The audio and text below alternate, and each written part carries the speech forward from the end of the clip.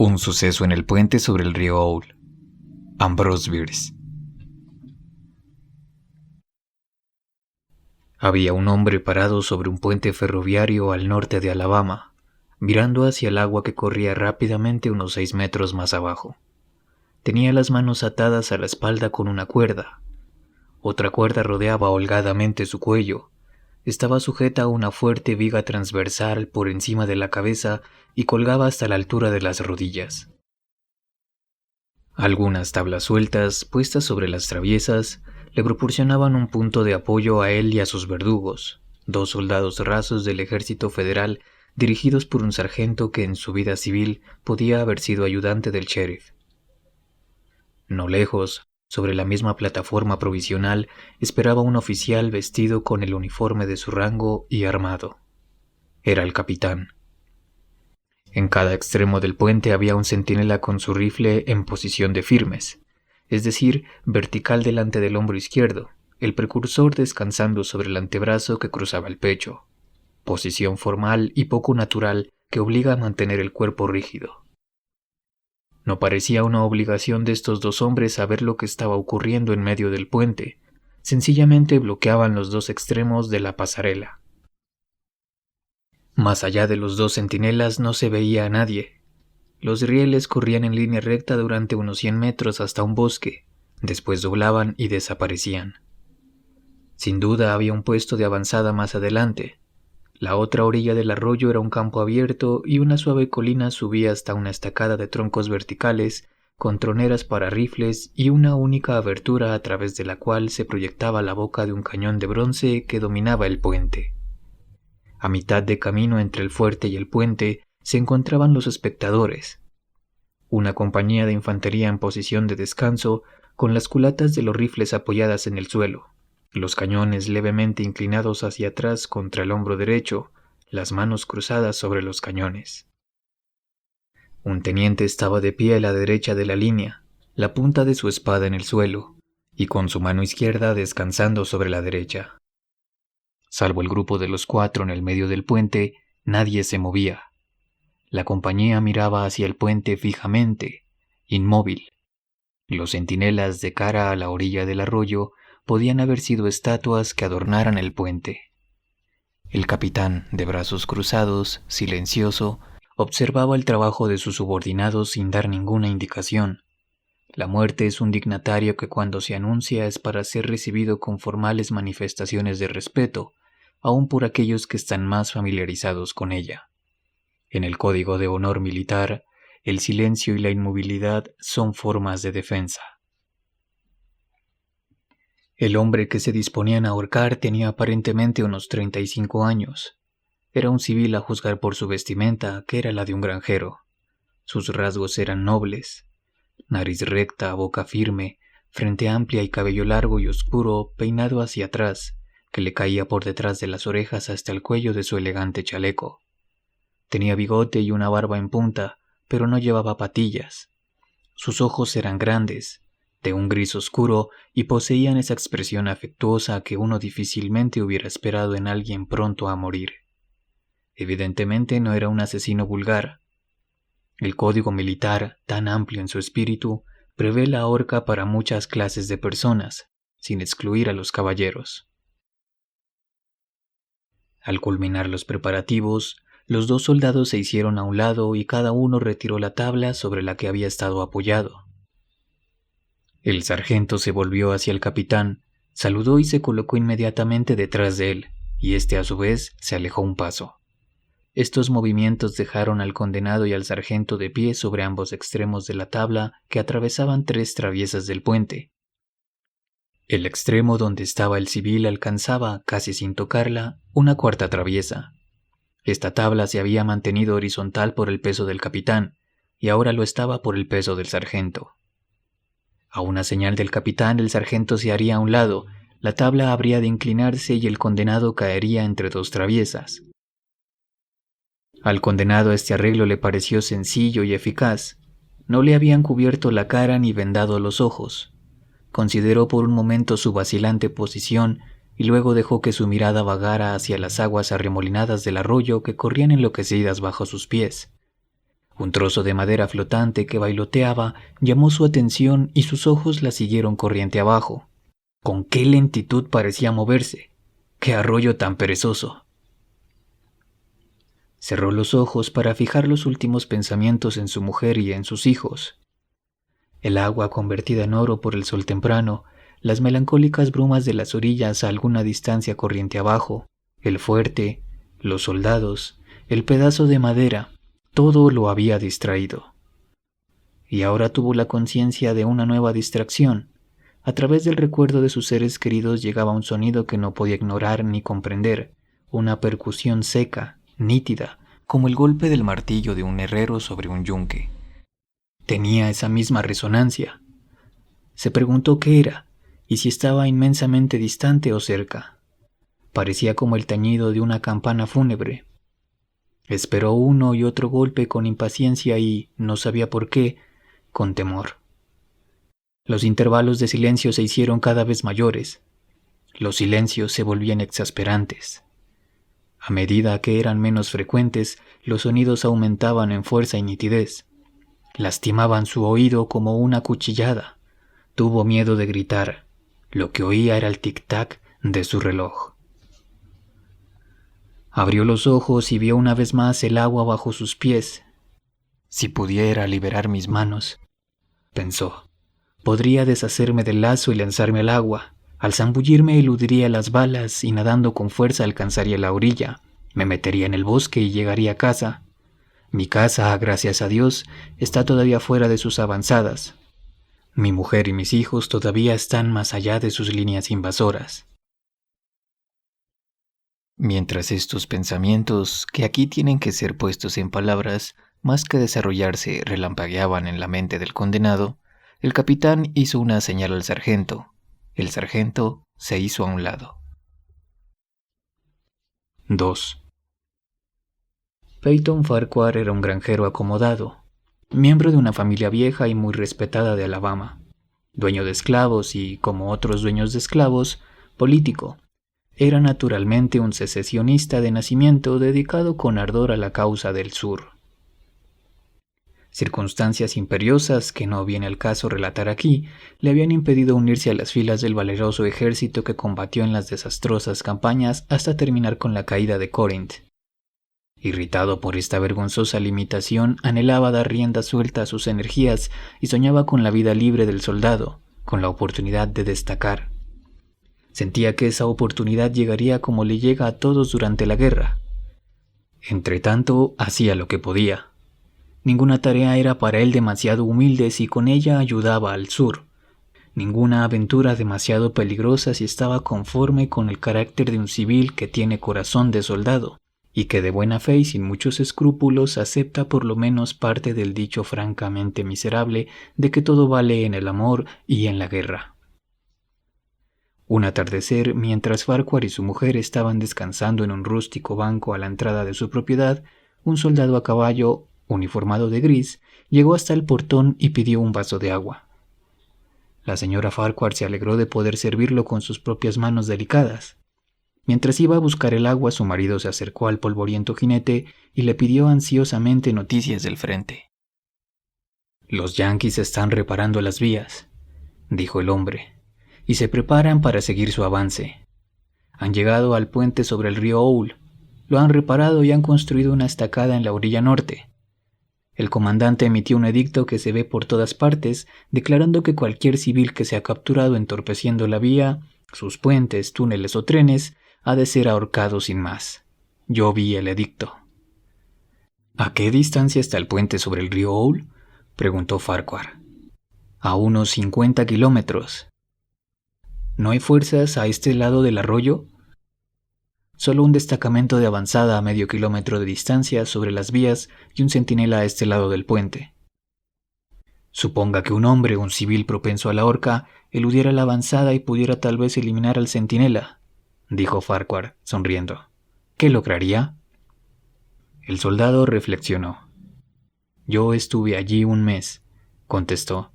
«Observé que la inundación del invierno pasado había arrimado una cantidad de maderas contra el pilar de troncos que sostiene ese extremo del puente. Esa madera ahora está seca y ardería como yesca. La señora trajo el agua y el soldado la bebió. Le dio las gracias ceremoniosamente, se inclinó ante el marido y se fue.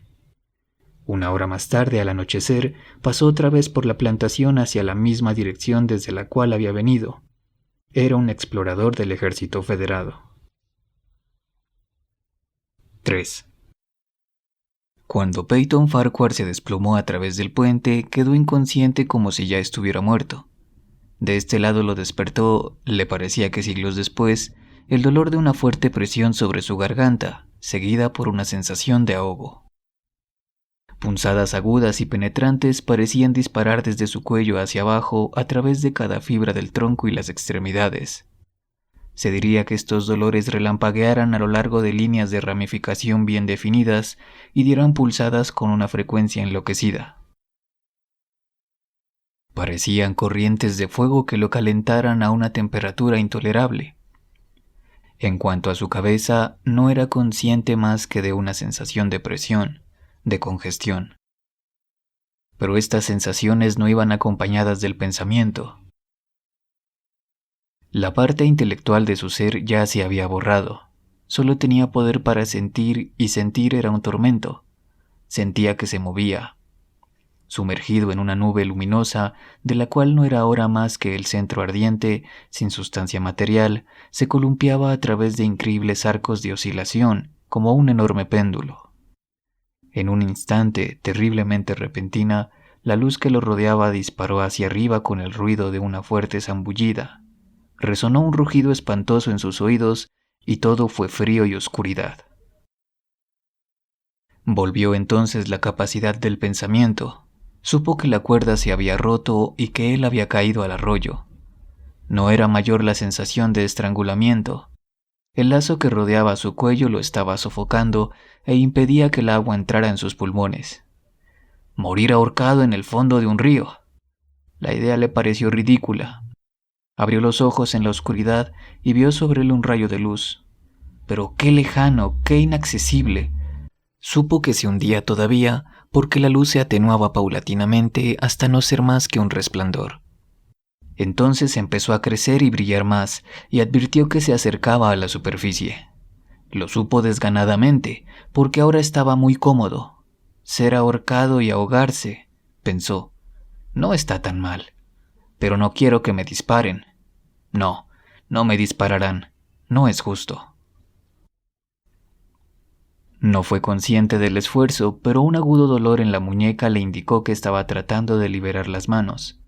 Concentró su atención en esa lucha, como un observador perezoso podría observar la proeza de un malabarista sin interesarse por el resultado. ¡Qué esfuerzo espléndido! ¡Qué fuerza magnífica y sobrehumana! ¡Ah! ¡Qué hermosa empresa! ¡Bravo! La cuerda cayó. Sus brazos se separaron y flotaron hacia arriba, las manos apenas visibles a cada lado, en la luz creciente. Las observó con renovado interés mientras, primero una y luego la otra, tironeaban del lazo que rodeaba su cuello. Lo aflojaron y arrancaron furiosamente, y éste se alejó como una anguila. «¡Átenlo otra vez!», creyó haber gritado estas palabras a sus manos, porque al aflojarse el nudo había sentido el dolor más espantoso de su vida. El cuello le dolía terriblemente, su cerebro estaba incendiado. Su corazón, que había estado latiendo débilmente, dio un gran salto, tratando de salírsele por la boca. Todo su cuerpo se estremecía y retorcía con una insoportable angustia. Pero sus manos desobedientes no acataron la orden. Golpearon el agua vigorosamente con rápidos manotazos que lo impulsaban hacia la superficie. Sintió que su cabeza emergía, sus ojos quedaron cegados por la luz del sol. Su pecho se expandió convulsivamente, y con un esfuerzo supremo sus pulmones se llenaron del aire que instantáneamente expulsaron con un alarido. Ahora estaba en plena posesión de sus sentidos. En realidad, estos se encontraban sobrenaturalmente agudizados y alerta. Algo en la espantosa perturbación de su organismo los había exaltado y refinado de tal manera que registraban cosas nunca antes percibidas. Sentía las ondas del agua sobre su cara y las oía por separado cuando lo golpeaban. Miró al bosque sobre la orilla del arroyo, vio cada uno de los árboles, las hojas y las venas de cada hoja. Vio hasta los insectos sobre ellas, las langostas, las moscas de cuerpo brillante, las arañas grises estirando sus telas de rama en rama. Notó los colores prismáticos en todas las gotas del rocío sobre 1.000.000 de briznas de hierba. El zumbido de los mosquitos que bailaban sobre los remolinos del arroyo, el golpeteo de las alas de las libélulas, los chasquidos de las patas de las arañas acuáticas como remos que hubieran levantado su bote. Todo hacía una música perceptible. Un pez se deslizó ante sus ojos y oyó el sonido de su cuerpo partiendo el agua. Había salido a la superficie boca abajo. En un instante el mundo visible pareció girar lentamente teniéndolo a él por eje, y vio el puente, el fuerte, los soldados sobre el puente, el capitán, el sargento, los 2 soldados, sus verdugos. Eran siluetas contra el cielo azul, gritaban y gesticulaban señalándolo. El capitán había desenfundado su pistola, pero no disparó. Los otros estaban desarmados. Sus movimientos eran grotescos y horribles, sus formas gigantescas. De pronto oyó un ruido seco y algo golpeó el agua a pocos centímetros de su cabeza, salpicándole la cara. Oyó una segunda detonación y vio a uno de los centinelas con su rifle a la altura del hombro y una nubecita de humo azul ascendía desde el cañón. El hombre vio desde el agua el ojo del hombre que estaba sobre el puente observando los suyos a través de la mira del rifle. Notó que era un ojo gris y recordó haber leído que los ojos grises eran los más penetrantes y que todos los famosos tiradores los tenían. Sin embargo, este había errado. Un remolino lo había hecho volverse. Otra vez estaba mirando hacia el bosque en la orilla opuesta al fuerte. Desde su espalda llegó el sonido de una voz clara y alta con un monótono cántico de tal nitidez que atravesaba y relegaba todos los otros sonidos, hasta el de las ondas en sus oídos. Y aunque no era soldado, había frecuentado los campamentos tanto como para conocer el terrible significado de ese cántico deliberado, arrastrado, aspirado. El teniente que estaba en la orilla se incorporaba al trabajo matinal. ¡Qué fría y despiadadamente! Y con qué entonación pareja y calma, que presagiaba e imbuía de tranquilidad a sus hombres. Con qué intervalos exactamente medidos caían esas crueles palabras. «Atención, compañía. Levanten armas. ¿Listos? Apunten. ¡Fuego!». Farquhar se zambulló tan profundamente como pudo. El agua rugió en sus oídos como la voz del Niágara y aún así oyó el trueno amortiguado de la descarga. Al regresar a la superficie, se encontró con brillantes pedazos de metal, extrañamente achatados, que descendían oscilando lentamente. Algunos le tocaron la cara y las manos y siguieron su caída. Uno de ellos se alojó entre su cuello y su camisa. Estaba desagradablemente caliente y lo arrancó de allí. Al salir a la superficie, jadeando, vio que había estado mucho tiempo bajo el agua. La corriente lo había llevado perceptiblemente más lejos, más cerca de su salvación. Los soldados casi habían terminado de recargar. Las baquetas de metal brillaron simultáneamente al ser retiradas de los cañones. Giraron en el aire y entraron en sus vainas. Los 2 centinelas dispararon de nuevo, independiente, ineficazmente. El hombre perseguido veía todo esto por encima de su hombro. Ahora estaba nadando vigorosamente a favor de la corriente. Su cerebro tenía energía como sus brazos y sus piernas. Pensaba con la rapidez del rayo. El oficial, razonó, no pecará otra vez por exceso de disciplina. Es tan fácil esquivar una descarga cerrada como un tiro solo. Probablemente ya ha dado la orden de disparo graneado. Que Dios me ampare, no puedo esquivarlos a todos. Un chasquido impresionante a 2 metros de distancia fue seguido por un fuerte silbido que desapareció diminuendo y pareció desplazarse hacia atrás, por el aire, hacia el fuerte. Murió con una explosión que sacudió el río hasta lo más profundo. Una cortina de agua que se levantaba se dobló sobre él, le cayó encima, lo dejó ciego, lo ahogó. El cañón había entrado en juego. Mientras sacudía su cabeza para librarse de la conmoción del agua, oyó el tiro desviado que zumbaba por el aire frente a él y al instante entraba en el bosque, quebrando y aplastando las ramas. No harán eso otra vez, pensó. La próxima vez utilizarán una carga de metralla. Debo vigilar el cañón. El humo me avisará. El ruido del disparo llega demasiado tarde. Viene después del proyectil. Es un buen cañón. De pronto se sintió dando vueltas y vueltas, girando como una peonza. El agua a las orillas, los bosques, el puente ahora lejano, el fuerte y los hombres, todo se confundía y se esfumaba. Los objetos solo quedaban representados por sus colores. Vetas circulares y horizontales de color era todo lo que veía. Había sido atrapado en un remolino y giraba con una velocidad que lo mareaba y lo descomponía. Pocos momentos después era arrojado sobre los cantos al pie de la orilla izquierda del arroyo, la orilla sur, detrás de un saliente que lo ocultaba de sus enemigos. La quietud repentina, el raspar de su mano contra las piedras, lo hicieron volver en sí y llorar de felicidad. Enterró sus dedos en los cantos, los arrojó hacia arriba a manos llenas y los bendijo en voz alta. Parecían diamantes, rubíes, esmeraldas. No podía pensar en nada hermoso a que no se parecieran. Los árboles de la orilla eran enormes plantas de jardín. Encontró un orden definido en su disposición. Aspiró la fragancia de sus flores. Una extraña luz rosada brillaba a través de los espacios entre sus troncos, y el viento tañía en sus ramas la música de arpas eólicas. No tenía ningún deseo de culminar la huida. Estaba satisfecho de poder quedarse en ese lugar encantador hasta que lo volvieran a atrapar. Un zumbido y el golpeteo de la metralleta entre las ramas sobre su cabeza lo despertaron del sueño. El frustrado artillero le había disparado una ráfaga de despedida al azar. Se irguió de un salto, subió con rapidez la pendiente y se perdió en el bosque. Caminó todo ese día guiándose por el sol. El bosque parecía interminable. No pudo descubrir ni un claro, ni siquiera un sendero de leñadores.